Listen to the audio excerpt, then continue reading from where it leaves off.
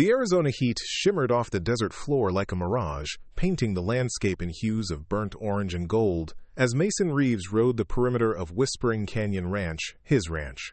The relentless sun beat down on his weathered Stetson, the weight of 5 years of solitude since his grandfather's passing sitting heavier on his shoulders than the scorching summer air. As he approached the ranch house, something unusual caught his eye. A figure standing in the driveway, dragging what appeared to be a suitcase and holding something else, something small and green. Before we jump back in, tell us where you're tuning in from, and if this story touches you, make sure you're subscribed, because tomorrow, I've saved something extra special for you. Mason pulled back on the reins, bringing his palomino stallion Sandstorm to a halt. He squinted against the harsh sunlight, his hand instinctively moving to the knife strapped to his belt. Visitors were rare at Whispering Canyon, and unexpected ones even rarer. "Hello?" he called out, dismounting with practiced ease, the leather of his saddle creaking beneath his weight. The woman who stood in his driveway looked as if she'd traveled through hell to get there. Her copper-colored hair was pulled back in a messy ponytail. Dark circles shadowed her amber eyes, and her clothes, once nice but now rumpled, hung on her thin frame. But despite the exhaustion etched into every line of her face, she stood tall, chin raised, as if daring the world to knock her down again. "Mr. Reeves?" she asked, her voice carrying a slight tremor despite her obvious attempt at confidence. Mason nodded, approaching cautiously. "That's me. And you are?" Elena Cortez." She shifted the object in her arms, and Mason realized with surprise that it was a box containing a desert tortoise, its ancient face peering out with what seemed like curious indifference. "I worked with your brother, Lucas." The name hit Mason like a physical blow. Lucas. His younger brother, who'd left the ranch 5 years ago after their explosive argument, cutting all ties, disappearing into the wind like a tumbleweed. No calls, no letters, nothing but silence and the hollow ache of regret. "Lucas?" Mason repeated, his voice rougher than he intended. "You know where he is?" Something flickered across Elena's face. Pain, hesitation, grief. She set down her suitcase, adjusting her grip on the tortoise box. "Knew," she corrected softly. "I knew where he was. Lucas passed away 3 weeks ago. Heart condition he never told anyone about. Not even me. And I worked alongside him at the wildlife sanctuary in New Mexico for 2 years. Mason felt the world tilt beneath his boots. Dead. His little brother was dead. And he'd never had the chance to make things right. The weight of those unspoken words, those years of stubborn silence, crashed down on him with crushing force. "I'm sorry," Elena continued, her voice gentle but firm. "He spoke of you often, especially near the end. That's why I'm here. He asked me to bring something to you." She lifted the box containing the tortoise slightly. "This is Solomon. Lucas rescued him as a hatchling 4 years ago. Illegal pet trade. Too imprinted on humans to be released back into the wild. He was Lucas's special project, and his dying wish was for Solomon to live out his days here, where Lucas grew up." Mason stared at the tortoise, its ancient eyes regarding him with what felt like judgment.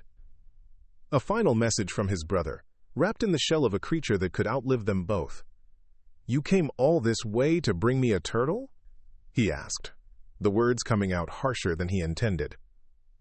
"Tortoise," Elena corrected with a flash of irritation. "Desert tortoise, endangered species." "And yes, I did.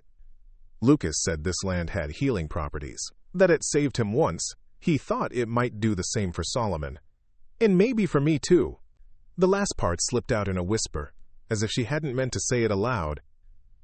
Mason noticed then the fading bruise near her temple, poorly concealed by makeup, and the way she held herself as if something inside was broken. Whatever story this woman carried, it wasn't a happy one. "I don't know anything about caring for endangered tortoises," Mason said, removing his hat and running a hand through his sweat-dampened hair. "And I'm not running a wildlife sanctuary or a hotel." Elena's shoulders straightened, pride replacing the vulnerability that had momentarily slipped through her carefully constructed facade. "I'm not asking for charity, Mr. Reeves. I'm a certified wildlife rehabilitator. I can work. I just need a place to stay for a while. Somewhere. She glanced over her shoulder, down the long dirt road that led to the highway. Somewhere off the grid. Something in her tone, the edge of fear beneath the determination, made Mason pause. This wasn't just about a tortoise or his brother's last wish. This woman was running from something, or someone. The tortoise chose that moment to extend its head fully from its shell, its jaw working slowly as it attempted to munch on the edge of the cardboard box. Despite himself, Mason felt the corner of his mouth twitch upward. "That thing got a name?" he asked, nodding toward the tortoise. "Solomon," Elena replied. Lucas said he was wise beyond his years. Mason studied the tortoise, then the woman, weighing his options. The sensible thing would be to send her away. He'd built his life around solitude after Lucas left, after the accident that scarred more than just his body. The last thing he needed was a stranger, and her pet turtle disrupting the careful isolation he'd constructed. Preparing and narrating this story took us a lot of time, so if you are enjoying it, subscribe to our channel, it means a lot to us. Now back to the story. But Lucas had sent her. His brother's final request, delivered by this exhausted, bruised woman who stood before him with nothing but a suitcase and a tortoise named Solomon. Mason looked westward, where the sun was beginning its descent toward the jagged horizon. A thought occurred to him, impulsive, perhaps cruel, but somehow fitting. "Tell you what," he said, turning back to Elena. "See that ridge over there?" He pointed to a rock formation, about a half-mile from the house. "The sun sets behind it this time of year. If your tortoise makes it to that ridge before sunset, you can stay. Both of you." Elena's eyes widened, first in disbelief, then in determination. "That's a half-mile away. Desert tortoises don't exactly move quickly." "That's the deal," Mason said with a shrug, already turning back toward his horse. "Stay if it makes it by sunset. Otherwise, I'll drive you to the bus station in town tomorrow morning." It was an impossible challenge. He knew it, and he suspected she knew it too. But something in him needed to see how she would respond, what she was made of. Whether she had the same stubborn determination that had defined his brother. "Fine," Elena said, setting the box down and carefully removing Solomon. She placed the tortoise on the ground, pointing it toward the distant ridge. "Come on, Solomon. Show this cowboy what you're made of." To Mason's surprise, the tortoise immediately began moving forward with purpose, its ancient legs carrying it with unexpected determination across the dusty ground. "He likes to explore new territory," Elena explained, watching the tortoise with unmistakable affection. "And he's faster than he looks." Mason watched as she picked up her suitcase and began walking alongside the tortoise, her steps measured to match its slow but steady pace. Her shoulders were set with determination, chin raised against the brutal afternoon heat. "You're really going to walk a half-mile in this heat, following a tortoise?" he called after her. Elena didn't turn around, but her voice carried on the dry desert air. "Lucas said you were stubborn. Guess it runs in the family." Despite himself, Mason felt something stir inside him. Respect, curiosity, and something else he couldn't quite name. With a sigh, he led Sandstorm to the stable, removed his saddle, and gave the horse a quick brush down and fresh water. By the time he emerged, Elena and Solomon had made it about 100 yards from the house. The tortoise moved with surprising purpose, as if it somehow understood the challenge. Elena walked beside it, occasionally wiping sweat from her brow but showing no signs of giving up. Mason watched them for a moment, then retreated to the ranch house porch. He settled into a rocking chair, hat pulled low over his eyes, pretending disinterest while covertly tracking their progress. The ranch foreman, Hector Vasquez, approached from the barn, his weathered face creased in confusion. "Boss, there's a woman and a turtle heading toward Sunset Ridge." "You know about this?" "Tortoise," Mason corrected automatically, then felt a flash of irritation at himself. "And yes, I know." Hector raised an eyebrow, waiting for an explanation that Mason wasn't ready to give. "She says she knew Lucas," Mason finally offered. "Brought the tortoise from him. Some kind of last request." The older man's expression softened immediately. "Lucas? You heard from him?" "He's dead, Hector," Mason said, the words still feeling unreal on his tongue. "Heart condition." Hector removed his hat, pressing it against his chest. Dios mío! I'm sorry, Mason. That boy had a good heart, despite everything. Mason nodded, uncomfortable with the sympathy in the foreman's eyes. The woman, Elena, she worked with him at some wildlife place in New Mexico. Says the tortoise was special to him. Hector looked out toward the distant figures.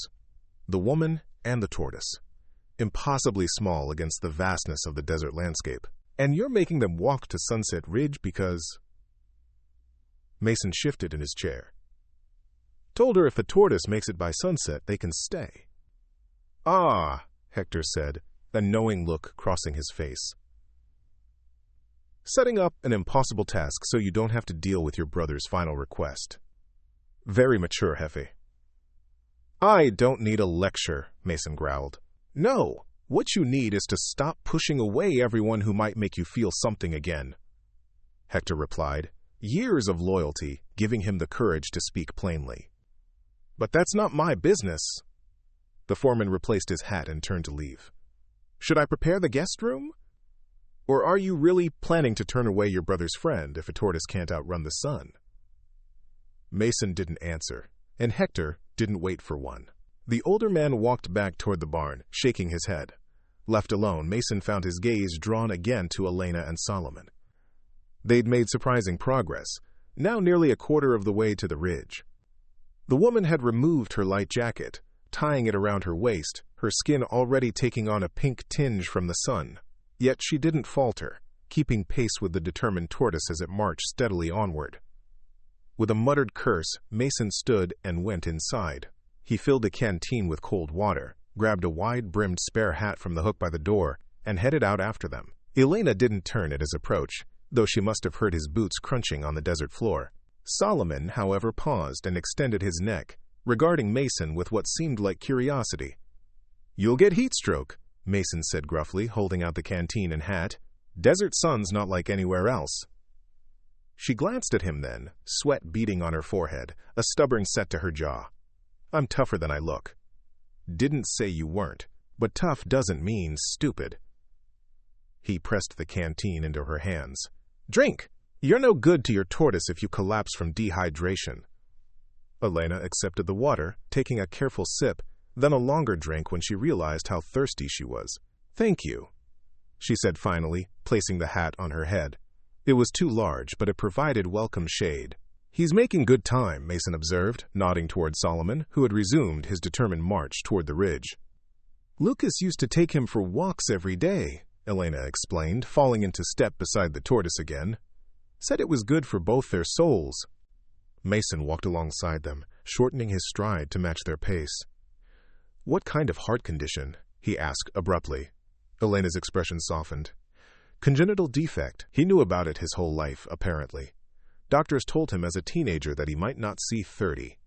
A sad smile touched her lips. He made it to 32. Said he was living on borrowed time, so he'd better make it count. 32.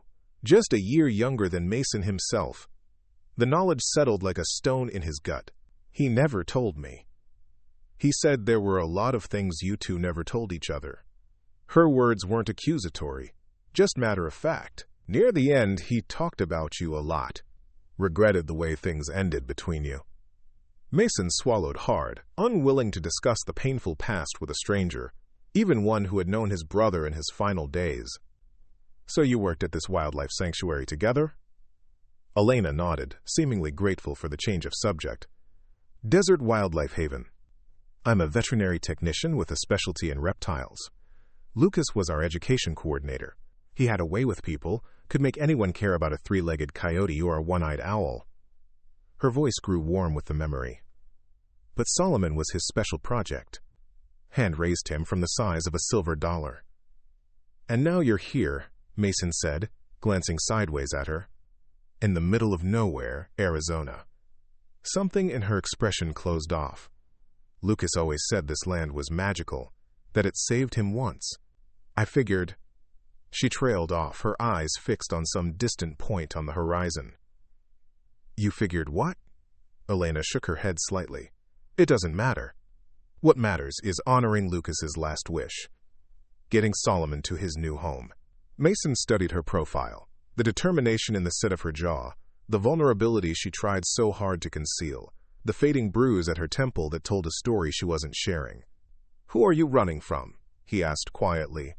Her step faltered, just for a moment, before she recovered. "What makes you think I'm running?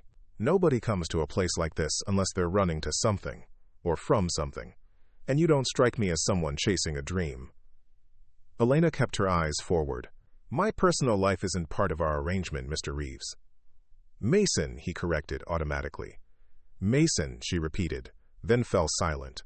They continued walking, the only sounds the crunch of boots on desert soil and the steady scrape of Solomon's shell dragging occasionally on the ground. The tortoise showed no signs of tiring, its prehistoric face set with what almost looked like determination. The sun continued its descent toward the horizon, painting the desert in deepening shades of gold and crimson. They were more than halfway to the ridge now, but the sun was sinking faster than Solomon could move, casting long shadows across the rugged landscape. "He's not going to make it," Mason observed, trying to keep any trace of satisfaction from his voice. Elena stopped walking, and for a moment, Mason thought she might be giving up. Instead, she knelt beside Solomon, running a gentle hand over his domed shell. "You know what Lucas used to say about Solomon?" she asked, looking up at Mason. "He said Solomon was like time itself, slow but unstoppable. That you could fight against him, or you could adjust your pace and learn the wisdom of patience." She stood, brushing dust from her jeans. "I think your brother sent Solomon here to teach you something, Mason Reeves. And I don't think that lesson cares much about your arbitrary deadlines." Before Mason could respond, a distant rumble of an engine caught their attention. A cloud of dust approached from the main road, a truck moving too fast for the rugged terrain. Mason's hand instinctively moved to the knife at his belt again, his eyes narrowing. "Expecting company?" Elena asked, her voice suddenly tight with tension. "No," Mason replied, scanning the approaching vehicle. As it drew closer, he recognized the faded blue pickup with the dented fender. "It's just Roy Mitchell. Owns the neighboring ranch." But Elena had already scooped up Solomon, clutching the tortoise protectively against her chest as she took several steps backward. "Hey, easy," Mason said, puzzled by her reaction. "Roy's harmless. Annoying as hell, but harmless." The truck skidded to a stop a few yards away, and Roy Mitchell climbed out. A barrel-chested man in his 50s, with a florid face and an ever-present toothpick jutting from the corner of his mouth. "Reeves," he called, striding toward them. "Thought that was you out here. What in tarnation are you doing walking around in the desert like some kind of—" He stopped short when he noticed Elena, his small eyes narrowing with interest. "Well, hello there. Roy Mitchell, owner of the Lazy M." He extended a meaty hand. Elena didn't take it, her posture stiff and wary. "Elena," she offered. Nothing more. Roy's gaze dropped to the tortoise in her arms, his eyebrows shooting up. "That a desert tortoise? You know those are protected, right? Illegal to mess with them." "She has permits," Mason said before Elena could respond. "She's a wildlife rehabilitator. The tortoise was my brother's." Roy's expression shifted. "Lucas, you heard from him?" "He passed," Mason said shortly. "Elena worked with him."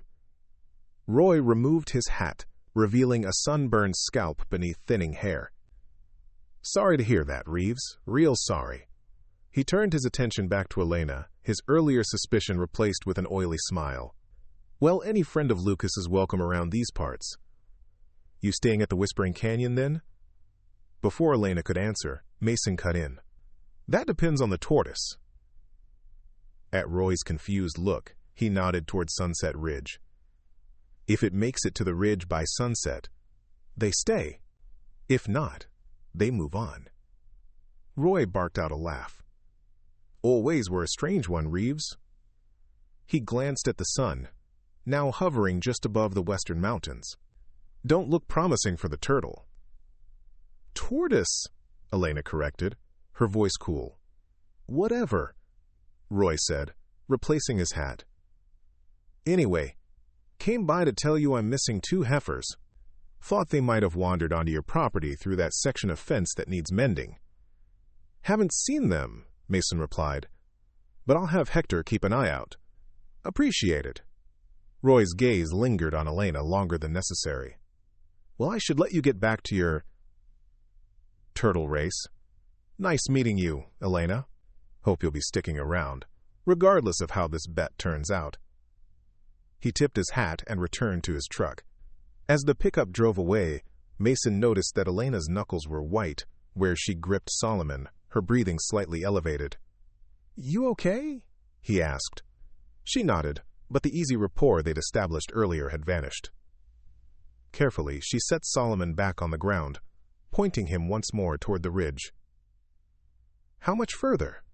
She asked, her voice tight. 1/4 mile, maybe a bit more, Mason replied, studying her with renewed curiosity.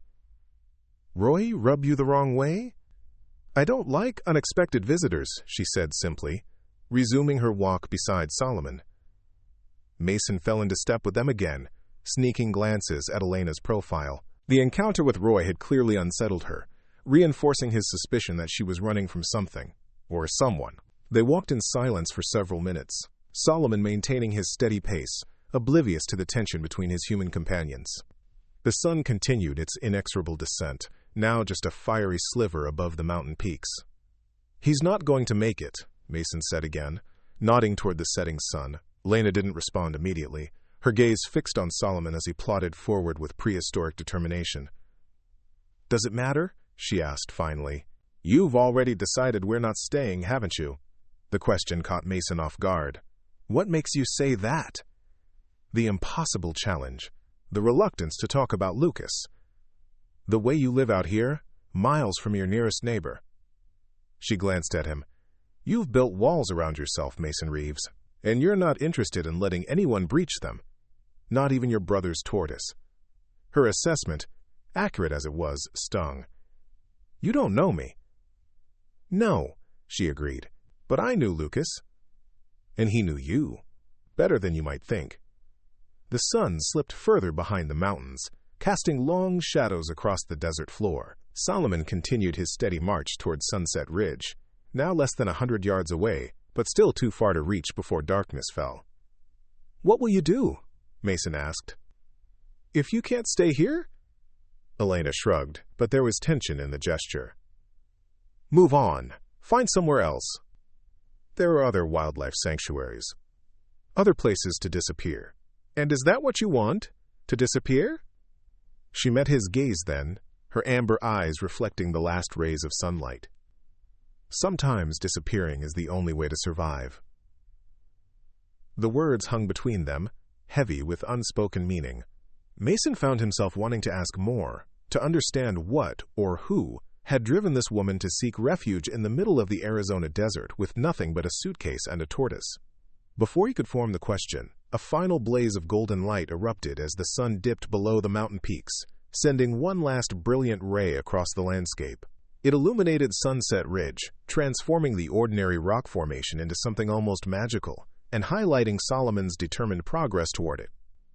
Time's up, Mason said softly. Elena nodded, a flash of disappointment crossing her features before she squared her shoulders. Well, we gave it our best shot, didn't we, Solomon? She said to the tortoise, who continued plodding forward, apparently unconcerned with arbitrary human deadlines. Mason watched as she knelt beside the tortoise, gently stroking its shell. Thank you for trying, she whispered to the creature. And thank you, Lucas, for believing in second chances. Something twisted in Mason's chest. Regret, perhaps, or the echo of his brother's voice in his memory. He cleared his throat. There's a spare room in the ranch house. You and Solomon can stay there tonight. I'll drive you to town in the morning. Elena looked up at him, surprise and relief mingling in her expression. Thank you. Mason nodded, uncomfortable with her gratitude. It's getting dark. We should head back. To his surprise, Elena shook her head. You go ahead. Solomon and I will finish what we started. The sun's already set, Mason pointed out. You've lost the bet. "This was never about your bet," Elena replied, straightening. "This was about honoring Lucas's wish. Solomon deserves to see Sunset Ridge, even if we're a few minutes late." Mason opened his mouth to argue, then closed it again. Instead, he found himself removing the small flashlight he kept on his belt and clicking it on. "Then I'll walk with you. Rattlesnakes come out at dusk." The faint smile that touched Elena's lips sent an unexpected warmth through him. Together, they followed Solomon's steady progress toward the ridge, the tortoise moving as purposefully as ever despite the fading light. When they finally reached Sunset Ridge, the first stars were appearing in the deepening blue of the desert sky. Solomon stopped at the base of the rock formation, extending his neck to nibble at a small desert flower that grew between the stones. "We made it, Solomon," Elena said softly. "Not in time, but we made it." Mason watched as she ran a gentle hand over the tortoise's shell, her touch conveying a tenderness that spoke of genuine affection. In that moment, she seemed to let down her guard, allowing a glimpse of the person beneath the careful facade she presented to the world. "Lucas used to say that the journey matters more than the deadline," she said, her voice barely above a whisper. "I think he'd be proud of Solomon today." Mason felt something shift inside him, a crack in the walls he'd built so carefully around his heart. This woman and this tortoise, they were Lucas's final message to him, a bridge across the years of silence and regret. "You can stay," he heard himself say, the words surprising him as much as Elena. "Both of you." She looked up, moonlight silvering her features, but Solomon didn't make it by sunset. Mason crouched down beside the tortoise, studying its ancient face as it contentedly munched on the desert flower. "Lucas sent you here for a reason. Maybe I need to stop fighting that and start listening." Elena's expression softened. He wanted Solomon to have a home, a place to belong. "And you?" Mason asked, meeting her gaze. "What do you want, Elena Cortez?" She looked away, out across the darkening desert toward the distant lights of the ranch house. "Time," she said finally. "Just some time to figure things out." Mason nodded, understanding that there was more to her story than she was ready to share. "Well, time is something we have plenty of out here. And according to Lucas, Solomon is an expert on the subject." As if in agreement, the tortoise retracted his head into his shell, settling in for the night beneath the stars.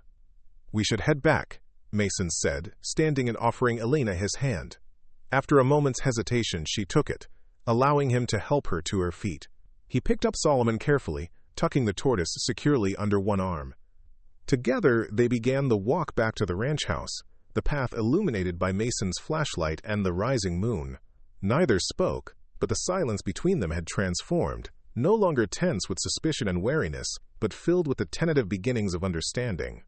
As they approached the ranch house, warm light spilled from its windows, creating a beacon in the desert darkness.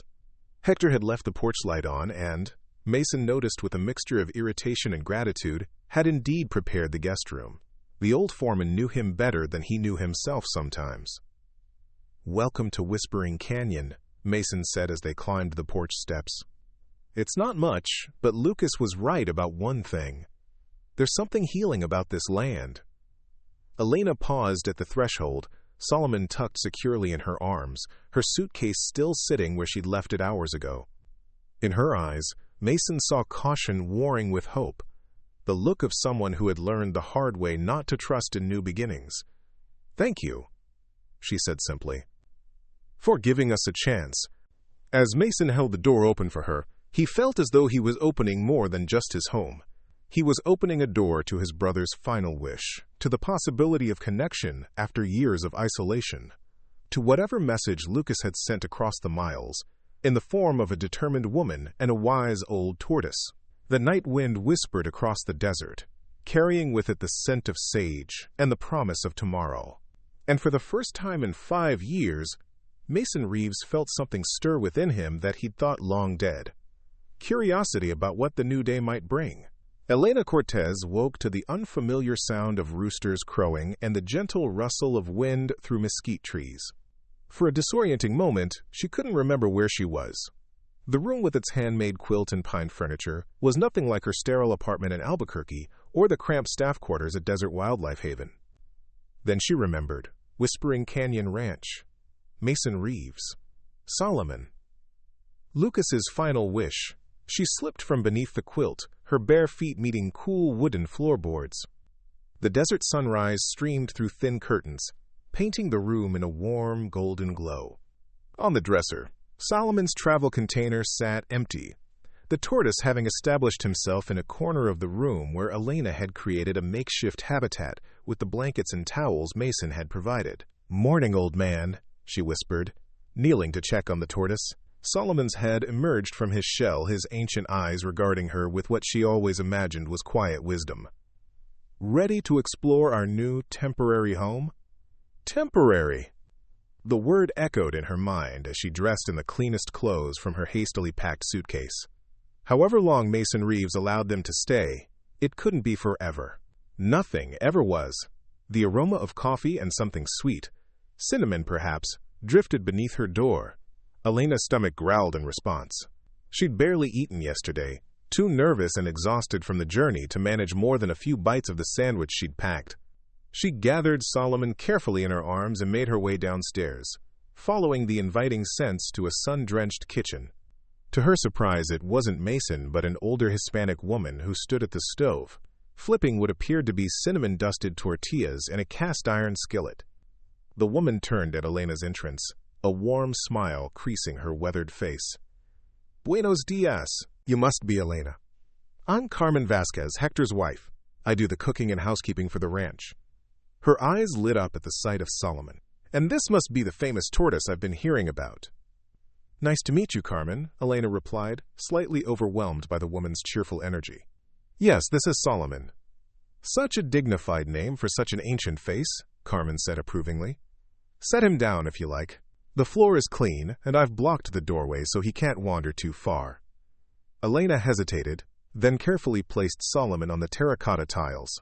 The tortoise remained still for a moment, assessing his new surroundings, before slowly beginning to explore the perimeter of the kitchen. "Sit, sit," Carmen urged, gesturing to the wooden table already set with plates and mugs. "You must be hungry after your journey. Mason told us you arrived yesterday with nothing but a suitcase and this handsome tortoise." "Us?" Elena asked, accepting a steaming mug of coffee from the older woman. "My husband Hector is the foreman. We've worked for the Reeves family for 30 years, since Mason's grandfather ran the ranch." Carmen returned to the stove, expertly flipping another tortilla. "Our son Miguel helps with the cattle and the horses. And there's Jack, the part-time hand who comes in 3 days a week." Elena sipped her coffee, letting the rich warmth spread through her. "It's a big operation for so few people." "It used to be bigger," Carmen said, a touch of sadness in her voice. "Before Mason's accident, before Lucas left. Now Mason keeps to himself, runs just enough cattle to make the ranch pay its way. Such a waste of good land, and a good man." Before Elena could ask about the accident Carmen had mentioned, the back door swung open and Mason himself entered, his tall frame filling the doorway. He wore dusty jeans and a work shirt with the sleeves rolled up, revealing muscular forearms tanned by the Arizona sun. His dark hair was damp with sweat, suggesting he'd been working since dawn. He stopped short at the sight of Elena at his kitchen table, as if he'd forgotten she'd be there. For a moment, an awkward silence hung between them. "Buenos dias, jefe," Carmen said brightly, breaking the tension. "I was just getting acquainted with your guests."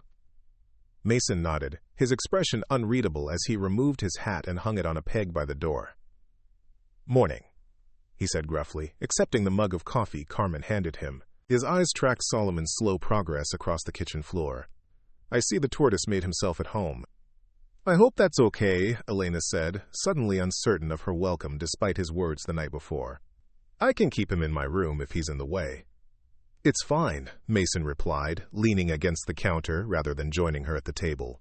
This was his home once, according to Lucas. Elena nodded, remembering the stories Lucas had shared about growing up on the ranch, the adventures he and Mason had shared before everything fell apart between them. Lucas talked about this place often. The kitchen, especially, said your grandmother would make buñuelos on Sunday mornings that were worth fighting over. Something flickered across Mason's face. A ghost of a smile, perhaps, or a memory surfacing. "Abuela's buñuelos. Lucas always stole mine when I wasn't looking." And you would put chili powder in his orange juice as revenge, Carmen added with a knowing smile as she set a plate of what Elena now recognized as buñuelos on the table. You boys were terrors, but such sweet terrors. Mason's expression closed again, the brief moment of reminiscence fading. I need to finish mending the south fence line. Roy's heifers broke through again. He drained his coffee and set the mug in the sink. Hector says you're welcome to look around the ranch, get settled, he added to Elena. Carmen will show you where everything is. Before Elena could respond, he was gone, the screen door banging shut behind him. Solomon, who had made his way to the door, extended his neck as if watching Mason's departure with interest. Don't mind him, Carmen said, sitting down across from Elena and pushing the plate of buñuelos toward her. He's been alone too long, forgotten how to be around people, especially people connected to Lucas. Elena selected one of the sweet, cinnamon-dusted tortillas. What happened between them? Lucas never said exactly, just that they'd had a falling out. Carmen sighed, her dark eyes sad. 5 years ago, there was an accident. Mason was breaking a new stallion. Too wild, everyone said, but Mason never listened when it came to horses. The horse threw him into a fence post, nearly died. Spent weeks in the hospital with a punctured lung, broken ribs, fractured skull. She crossed herself, the memory clearly still painful. Lucas blamed himself. He was supposed to be there that day, helping with the horse, but he'd gone into town instead. They fought, terrible things said on both sides. A week later, Lucas was gone. No goodbye. Nothing. Elena thought of Lucas as she'd known him. Gentle, patient, always ready with a smile or a kind word. It was hard to imagine him in a bitter feud with anyone, let alone his brother. Mason said Lucas never told him about his heart condition. No, Carmen confirmed. Not even when they were boys. Lucas didn't want to be treated differently, didn't want Mason to worry or hold back on his account. She shook her head. Those two, so much alike, both too proud, too stubborn to reach out first. Elena's gaze drifted to Solomon, who had settled in a patch of sunshine streaming through the kitchen window. And now it's too late. Perhaps, Carmen said, following her gaze to the tortoise. Or perhaps Lucas found a way to bridge the gap, even after death. She reached across the table, patting Elena's hand. Now eat, Niña. Then I'll show you around. After breakfast, Carmen gave Elena a tour of the ranch house, a sprawling single-story structure built of adobe and timber that had been in the Reeves family for 3 generations. The house was beautiful in its rugged simplicity, with large windows that framed the desert landscape like living paintings and handcrafted furniture that spoke of care and craftsmanship. This was Lucas's room, Carmen said, pausing at a closed door at the end of the hallway. Mason hasn't changed a thing since he left. Won't let me clean it either, except to dust occasionally. Elena's heart ached at the revelation. This evidence that beneath Mason's gruff exterior and apparent indifference lay a deeper well of feeling than he allowed himself to show. Outside, Carmen introduced her to Hector, a lean, weathered man whose quiet competence reminded Elena of the senior keepers at the wildlife sanctuary. He tipped his hat to her and regarded Solomon with curious respect. Lucas always had a soft spot for the odd creatures, he commented, crouching to get a better look at the tortoise. This one seems right at home already. He's an easy traveler, Elena replied. Adaptable, for a species that doesn't usually like change. Hector straightened, his dark eyes kind but assessing. And you, señorita? Are you adaptable as well? The question caught her off guard. I try to be. He nodded, seemingly satisfied with her answer. Good. You'll need to be, at Whispering Canyon. With a nod to his wife, he returned to his work, leaving Elena to wonder exactly what he meant. As the morning progressed into afternoon, Elena found herself drawn to the corral, where several horses grazed lazily in the desert sun. Solomon seemed content to explore the area near the ranch house, his methodical pace allowing Elena to keep an eye on him while she leaned against the fence, watching the animals. That's Sandstorm, a voice said from behind her, causing Elena to start. She turned to find a young man who shared Carmen and Hector's features, their son Miguel, she presumed. He nodded toward the palomino stallion she'd been admiring. Mason's pride and joy. Only lets Mason ride him, though. He's beautiful, Elena said, admiring the horse's gleaming coat and powerful build. Stubborn as hell, just like his owner. Miguel replied with a grin. You ride? Elena shook her head. City girl. The wildlife sanctuary had a couple of rescue horses, but I mostly worked with the reptiles and small mammals. Miguel's eyes lit up with interest. Lucas's wildlife place. He wrote to me about it sometimes. Said you were doing good work there. At Elena's surprised look, he explained, Lucas and I were close, like brothers almost, since I don't have any of my own. He taught me to fish, to track wildlife, sent me postcards from wherever he went after he left.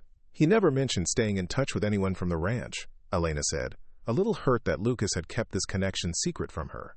Miguel shrugged. Mason doesn't know. Lucas asked me not to tell him, said it would just make things harder. He nodded toward Solomon, who was contentedly munching on a desert plant nearby. That's the famous Solomon, huh? Lucas sent me a picture once, said he was the wisest creature he'd ever met. Elena smiled, grateful for this unexpected connection to Lucas. That's him, my co-pilot on this journey. Miguel studied her with the same direct gaze his father possessed. And what brought you here, really? Besides delivering a tortoise? The question was asked without judgment, just simple curiosity, but Elena felt her defenses rise automatically. Lucas wanted Solomon to have a home here. This was his home once. And now it's yours too, at least for a while? Elena looked out across the desert landscape, so different from anywhere she'd lived before. I don't know. Mason agreed to let us stay, but my brother doesn't exactly roll out the welcome mat, a deep voice finished for her. Mason approached from the direction of the barn, wiping his hands on a rag. He nodded to Miguel. Your father's looking for you. Something about the irrigation pump for the south field. Miguel straightened. Yes, sir. Nice meeting you properly, Elena. With a friendly wave, he jogged off toward the barn. Mason turned his attention to Elena, his expression guarded but not unwelcoming. Carmen giving you the grand tour? She's been very kind, Elena replied. Everyone has. Mason's gaze shifted to Solomon, who had moved to investigate a patch of shade beneath a mesquite tree. How's he settling in? Well, I think. He's always been curious about new environments. Elena hesitated, then added, Lucas believed animals choose their homes, in a way, that they know where they belong. And people? Mason asked, his blue eyes suddenly intense. Do they know where they belong too? The question hung between them, layered with meaning Elena wasn't ready to address. Before she could formulate a response, the sound of an approaching vehicle drew their attention. A cloud of dust on the access road resolved into Roy Mitchell's blue pickup, and Elena felt herself tense involuntarily.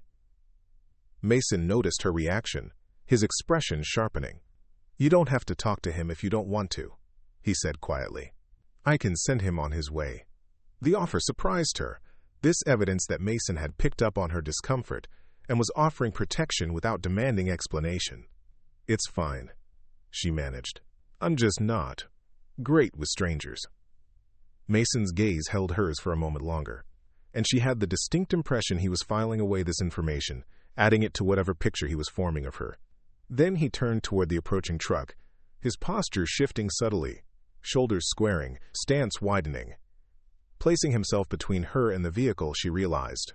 Roy Mitchell climbed out of his truck with the same bluff heartiness he'd displayed the previous evening. Reeves! Found those heifers. They'd wandered up into the hills, not onto your property at all. His gaze landed on Elena, and his smile widened. Well now, looks like the turtle made it after all. Tortoise, Elena and Mason corrected in unison, exchanging a brief glance of shared exasperation. Right, Roy said, waving a dismissive hand. Anyway, thought I'd stop by, be neighborly. See if your guest here needed anything from town. His small eyes lingered on Elena in a way that made her skin crawl. Must be quite an adjustment, coming from wherever to the middle of nowhere. We're fine, Mason said before Elena could respond. Elena's settling in. Settling in? Roy's eyebrows rose. So it's not just a overnight stay then? Interesting. Very interesting. He turned his attention fully to Elena. Where did you say you were from again, darlin'? I didn't, Elena replied coolly. And I prefer Elena, not darlin'. Roy held up his hands in mock surrender. No offense intended. Just being friendly. His gaze shifted to Solomon, who had retreated into his shell at the sound of the unfamiliar voice. "That thing really Lucas's?" Hard to believe a man would get attached to a reptile. "Lucas understood the value of all creatures," Elena said, unable to keep the edge from her voice. "Not just the ones that served a purpose for humans." "Well, aren't you passionate about wildlife?" Roy remarked, something calculating entering his expression. Almost professional-like. "You work in conservation or something?" Before Elena could answer, Mason cut in. "Roy, did you need something specific? We've got work to do around here." Roy held Mason's gaze for a moment, then shrugged. "Just being neighborly, Reeves. You might try it sometime." He tipped his hat to Elena. "Ma'am, enjoy your stay at the Whispering Canyon. If you need anything at all, the Lazy M is just over that ridge." As the blue pickup disappeared back down the access road, Elena released a breath she hadn't realized she was holding. Solomon emerged from his shell, seemingly sensing the departure of the unwelcome visitor. "You okay?" Mason asked, studying her with that same intense gaze. Elena nodded, trying to shake off the unease Roy Mitchell left in his wake. "I'm fine. He's just a lot." "Roy's harmless, mostly," Mason said, though something in his tone suggested he was reassessing that judgment. "But he's nosy as hell and can't mind his own business to save his life." He hesitated, then added more gently, "If there's something or someone you're concerned about, Elena, I should know. This is a small community. Word travels fast." Elena met his gaze, weighing how much to share with this man who was still essentially a stranger, despite the connection through Lucas. "I just needed a fresh start," she said finally. "Somewhere quiet. Somewhere to figure things out." It wasn't the whole truth, but it wasn't a lie either. Mason seemed to recognize this, nodding slowly. "Well, Whispering Canyon is about as quiet as it gets," he said. "And we respect privacy around here." He glanced at the sun, now high overhead. "I need to check the water tanks in the north pasture. Want to come along? Might be good for you to get a feel for the place." The invitation surprised her. "What about Solomon?" "Carmen will keep an eye on him. The ranch house yard is fenced. He can't wander too far." Elena considered the offer. Part of her wanted to stay close to the ranch house, to the safety of what little familiar territory she'd established. But a stronger part, the part that had driven her to make this journey in the first place, urged her to accept. "I'd like that," she said.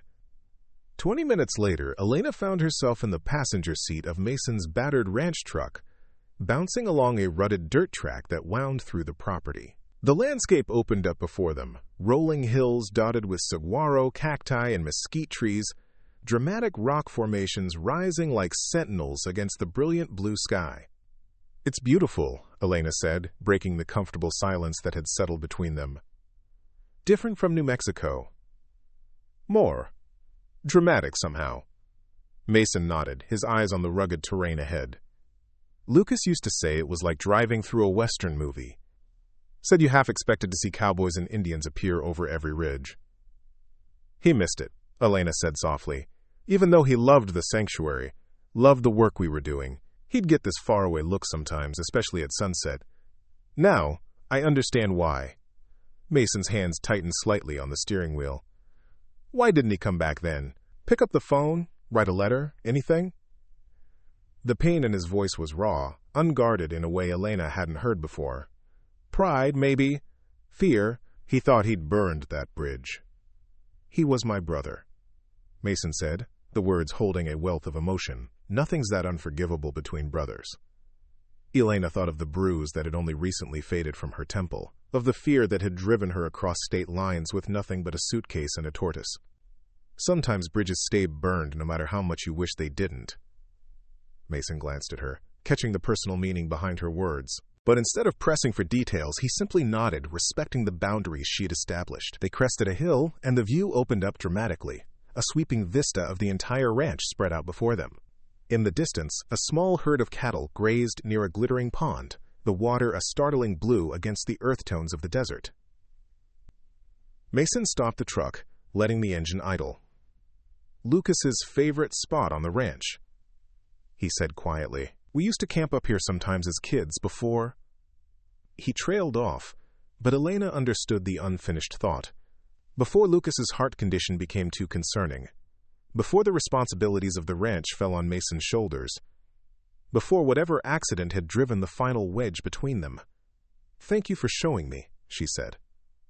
Mason turned to her, his expression softening in a way she hadn't seen before. "You knew him in ways I didn't these last few years. Tell me something about him. Something good." The request, so simple yet so revealing of the grief Mason carried, touched Elena deeply. She thought for a moment, wanting to give him something meaningful, something that would help bridge the years of separation. "He kept a picture of you two in his wallet," she said finally. "You looked young, maybe teenagers?" Standing in front of a campfire, arms around each other's shoulders, laughing at something off camera. Mason's breath caught audibly. "Our last hunting trip together. Before I took over the ranch from our grandfather. Lucas shot a 10-point buck, his first. I didn't know he kept that picture." "He looked at it often," Elena continued. "Never explained who you were, not until near the end, but I could tell by the way he handled it that it was precious to him." Mason was silent for a long moment, his gaze fixed on the distant horizon. When he spoke again, his voice was rough with emotion. "I kept thinking he'd come back someday, that we'd have time to fix things." "I'm sorry you didn't get that chance," Elena said softly. He turned to her then, his blue eyes intense. "But he sent you. And, Solomon, that has to mean something." The weight of those words, the responsibility they placed on her shoulders, was almost overwhelming. Elena looked away, out at the landscape that had shaped the brothers, that had called to Lucas even in his final days. "I'm not sure I'm what Lucas intended," she admitted. "I think he just wanted Solomon to have a home here. I was just the delivery method." Mason studied her for a moment longer, then put the truck back in gear. "Maybe," he said as they continued along the ridge, "or maybe you're exactly where you're supposed to be." The words hung between them as they drove on, a possibility neither was quite ready to examine too closely. As the afternoon stretched into evening, Elena found herself thinking of the journey that had brought her to this place. Not just the physical miles from New Mexico to Arizona, but the emotional distance from who she had been to who she might become. For the first time in months, she allowed herself to consider that the key to her future might lie not in running from her past, but in finding the courage to build something new from its ashes, just as Solomon had adapted to his new surroundings with quiet determination. As the sun began its descent toward the western horizon, painting the desert in shades of gold and crimson, Elena felt something inside her settle. Not quite peace, not yet, but perhaps its distant cousin, possibility. A week passed at Whispering Canyon Ranch, each day falling into a rhythm that Elena found surprisingly comforting. Mornings began with coffee on the porch, watching the desert come alive as the sun crested the eastern mountains. Solomon had established a predictable routine, exploring the fenced yard in the cool morning hours before retreating to shady spots as the day heated up. Carmen's cooking filled the ranch house with mouth-watering aromas, and Hector's quiet wisdom provided a steady presence that reminded Elena of her grandfather. Even Mason had begun to soften around the edges, his initial wariness giving way to cautious acceptance. He still spent most daylight hours working the ranch, but evenings often found him on the porch with Elena, sharing stories about the land and its history, as the desert sky transformed into a canvas of stars. It was during one such evening as they sat in companionable silence watching a spectacular sunset that Mason finally asked the question Elena had been dreading. "The bruise on your temple when you arrived," he said, his voice careful, neutral. "Someone hit you, didn't they?" Elena's hand rose automatically to her temple, though the mark had faded to near invisibility. "I walked into a door," she replied, the practiced lie falling flat even to her own ears. Mason didn't respond immediately, his gaze steady on the darkening horizon. "My mother used to walk into doors too," he said finally, "or fall downstairs, until my grandfather caught my father in the act and threw him off the ranch for good." The quiet confession hung in the space between them. Elena's throat tightened with unexpected emotion, not just at the painful childhood memory Mason had shared, but at the understanding behind it.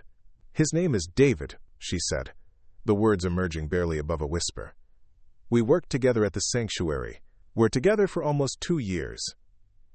Mason remained silent, giving her space to continue or stop as she chose. Solomon, who had been exploring near the porch steps, seemed to sense the gravity of the moment and moved closer to Elena's chair. He was charming at first, passionate about conservation work, good with the animals. She took a deep breath, steadying herself. The control started small. Suggestions about my clothes, my friends, how I spent my time. Then criticism. Then anger when I didn't meet his expectations. She stared down at her hands, surprised to find them steady despite the tremor in her voice. "The first time he hit me, he cried afterward. Said it would never happen again. I believed him." A bitter smile touched her lips. Classic story, right? I should have known better. I counsel volunteers about recognizing abuse patterns, for God's sake. It's different when you're in it, Mason said quietly. Elena nodded, grateful for his understanding. After Lucas died, something changed in David. He became more possessive, more volatile, as if he sensed I was pulling away, making plans. She glanced at Solomon, who had settled by her feet. Lucas had asked me to bring Solomon here months before he passed, said if anything happened to him, Solomon belonged at Whispering Canyon. I think maybe he was trying to give me an escape route too. Smart man, my brother, Mason murmured. The night before I left, Elena continued, her voice growing stronger as she released the secret she'd been carrying, David found Lucas's letter about bringing Solomon here. He was furious that I'd made plans without telling him. That's when, she gestured to her temple, I realized if I didn't leave then, I might not get another chance. I packed what I could carry, took Solomon, and left while David was at work the next day. Does he know where you went? Mason asked, the question revealing his immediate concern for her safety. No. I told no one except my supervisor, and only that I needed emergency leave for a family matter. I left my phone behind, withdrew cash instead of using cards. Elena finally looked up, meeting Mason's gaze. I'm not naive. I know he might still find me eventually. That's why I can't stay long. I don't want to bring trouble to your door. Mason's expression hardened, not in judgment, but in something that looked remarkably like protectiveness. This is private property, miles from anywhere, and I don't take kindly to trespassers. The implied promise of protection warmed something inside Elena that had been cold for too long. Thank you, she said simply. For listening. For not judging. Nothing to judge, Mason replied. You survived. You got yourself and Solomon to safety. Takes courage to walk away with nothing but a suitcase and a tortoise. The echo of his words from their first meeting brought a small smile to Elena's lips. Not nothing, she corrected softly. Everything that mattered.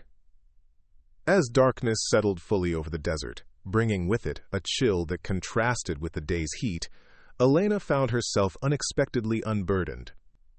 Sharing her story hadn't erased the fear or the painful memories, but it had somehow diminished their power. What will you do now?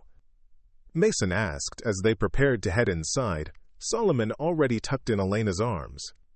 It was a question she'd asked herself countless times during the journey to Whispering Canyon. I don't know yet, she admitted. Find work somewhere new, I guess. Start over. Mason nodded, his expression thoughtful in the porch light. No rush to figure it all out tonight. You and Solomon have a place here as long as you need it. The offer, so simply stated yet so profound in its generosity, left Elena momentarily speechless. Mason, He shook his head, cutting off her response. Lucas sent you here for a reason. Maybe helping you is part of honoring that reason. As they entered the warmth of the ranch house, Elena carrying Solomon and Mason holding the door, she felt something shift between them, a deepening of trust, a foundation being laid for whatever might come next. The next morning dawned with unexpected cloud cover, a rarity in the Arizona desert. Elena found Mason in the kitchen, studying weather reports on his laptop, with a furrowed brow. Problem? She asked, accepting the mug of coffee he wordlessly pushed toward her. Flash flood warning, he replied. Storm system moving in from the south. Could be nothing, could be serious. Desert doesn't handle rain well. No absorption, just runoff. Elena glanced out the window at the gathering clouds. What do we need to do? The simple "we" didn't escape Mason's notice, his expression softening momentarily before returning to practicality. Hector and Miguel are moving the cattle to higher ground. I need to check the creek bed, make sure it's clear of debris, and secure anything that could blow away or wash out. I can help, Elena offered. Just tell me what needs doing. Mason regarded her for a moment, then nodded. Carmen's making emergency kits just in case. Could use an extra pair of hands there first. Then we'll see. The morning passed in a flurry of activity as the ranch prepared for the approaching storm. Elena worked alongside Carmen, packing flashlights, batteries, first aid supplies, and non-perishable food into waterproof containers. Solomon watched from his corner, seemingly unbothered by the increasing bustle. He senses the changing pressure, Elena explained, when Carmen commented on the tortoise's alertness. Desert tortoises are adapted to flash floods. They know when to head for high ground. Wisdom of the ancients, Carmen replied with a smile, something we humans could learn from. By early afternoon, the sky had darkened to an ominous gray-green, and a hot wind kicked up dust devils across the yard. Mason returned from checking the creek bed, his expression grim. It's going to be a bad one, he reported, accepting the towel Carmen handed him to wipe the dust from his face. Already flooding in the South County. Roads will be impassable within hours. Elena's stomach tightened with anxiety. Not for herself.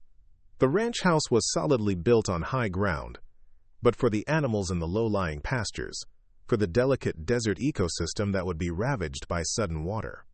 What else can we do? She asked. Mason's eyes met hers, surprise and something like appreciation flickering in their blue depths. Most is done.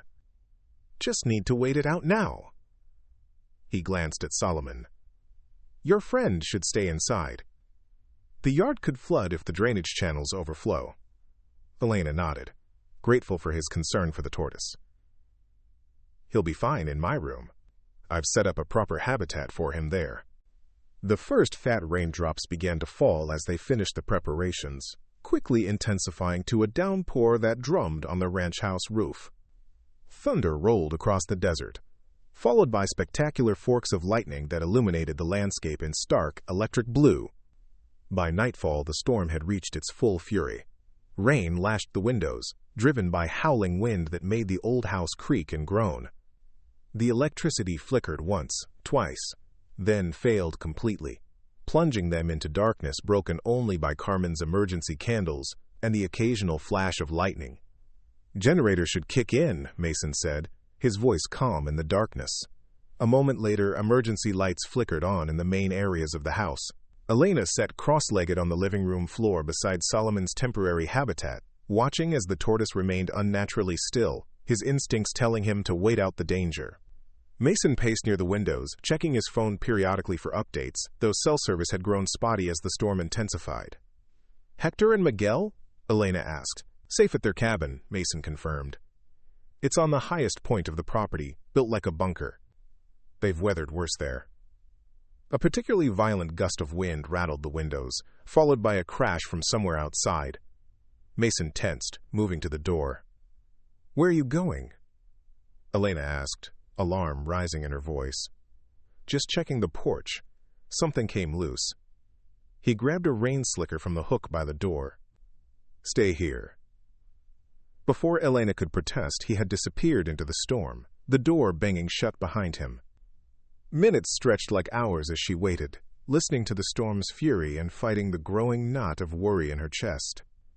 When the door finally reopened, Mason stumbled in, soaked despite the rain gear, a bleeding gash visible on his forearm. Mason, Elena was on her feet immediately, guiding him to a chair. What happened?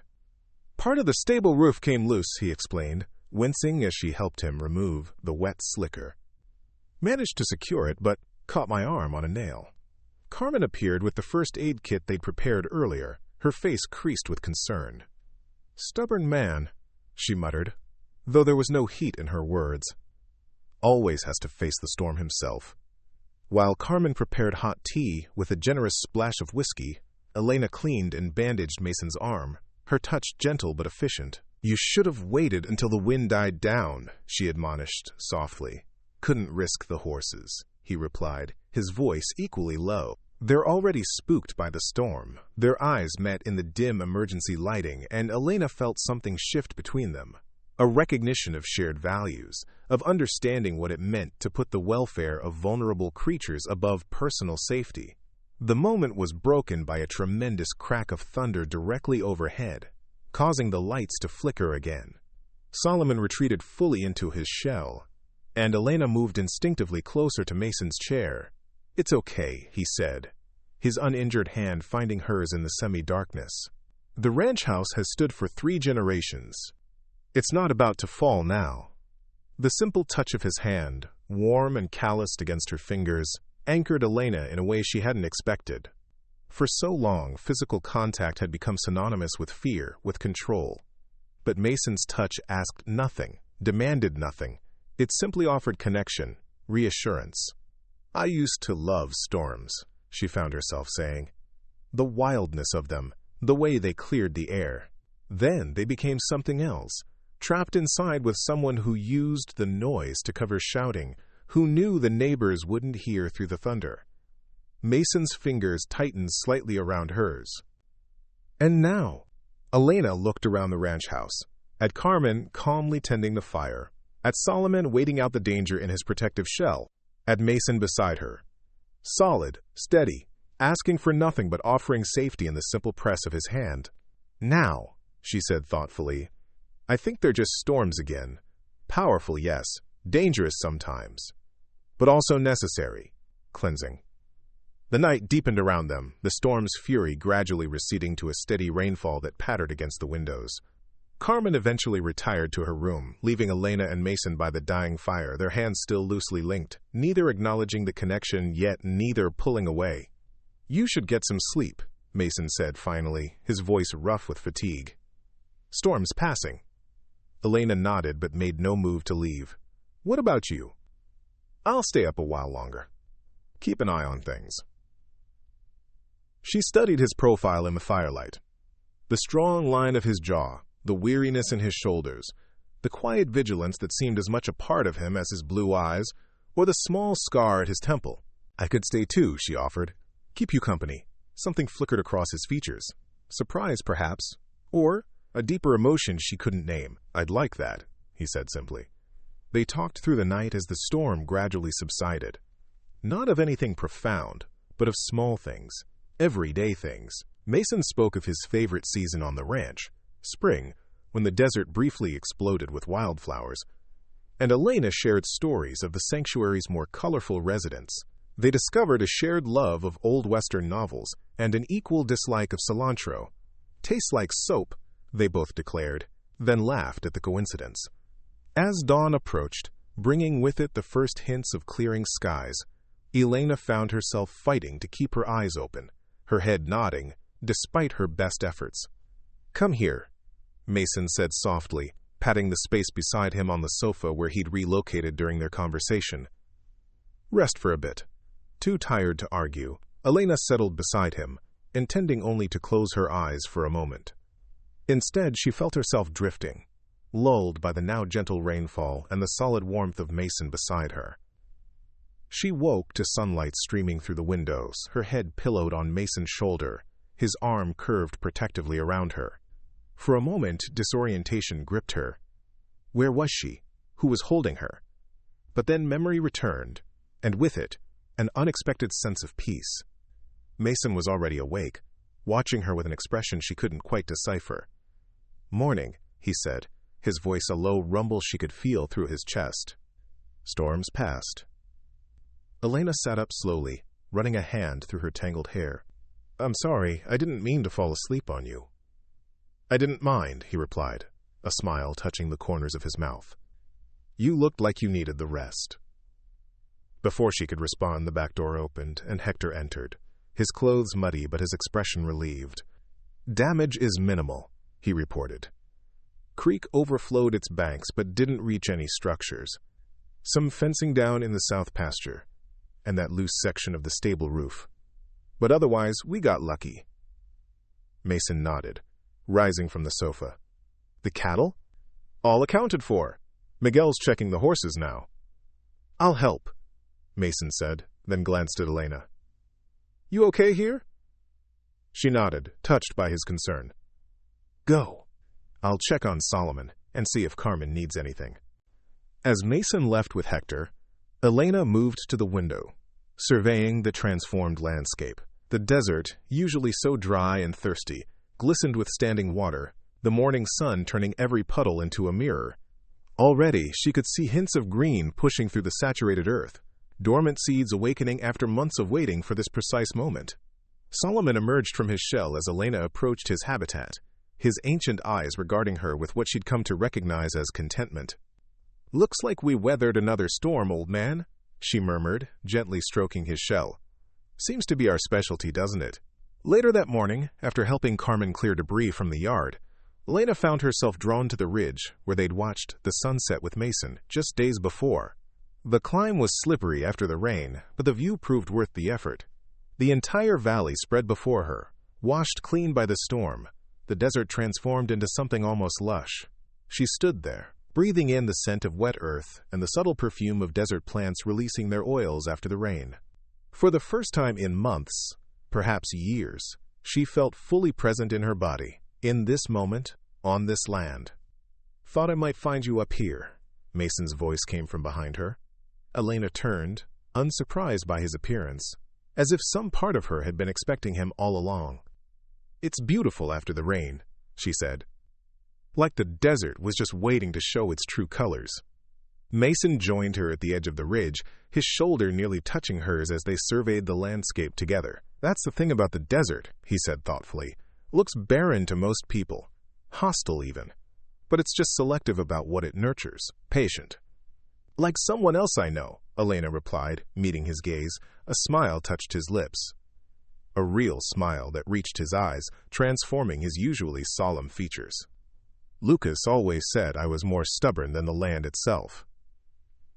He wasn't wrong, Elena teased gently, delighting in this new openness between them.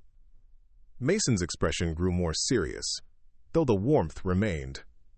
"Last night, when you talked about storms becoming something else for you, something frightening, I understood that more than you might think."